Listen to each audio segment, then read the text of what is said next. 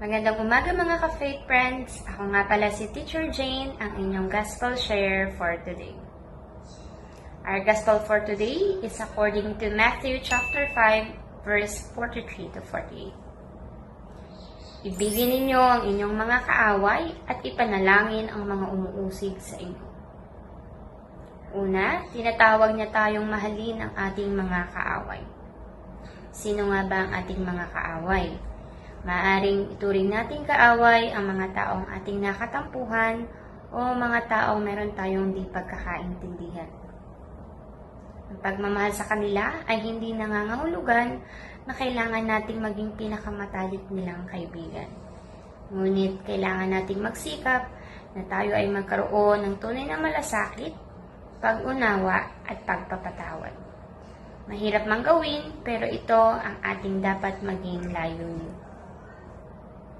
Sa ikalawang bahagi ng utos, ang panalangin para sa mga taong umuusig o nakasakit sa atin, at maaaring ito isang kamag-anak, katrabaho, kapitbahay, o ang mga taong meron tayong hindi pagkakaunawaan sa nakaraan, ay magpapatibay sa tunay na pag-ibig at malasakit na kailangan nating paunlarin. Ang panalangin para sa mga taong mahirap mahalin o nakasakit sa atin ang susi upang palaguin ng Diyos ang tunay na pag-ibig at malasakit sa ating puso. Sa ganitong paraan ay hinahayaan natin ng Diyos na ayusin ang ating damdamin upang hindi na tayo malulong sa galit o puot. Muli ay mahalin at ipanalangin natin ang mga taong nakasakit o nakagawa ng di mabuti sa atin.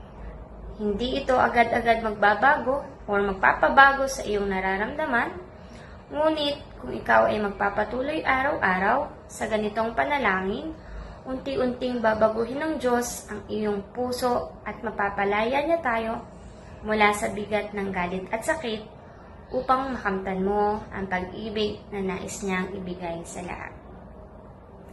Para maging updated sa iba pang mga gospel reflection, don't forget to subscribe on Facebook PH YouTube channel and download the Facebook app or registered at www.faithbook.ph.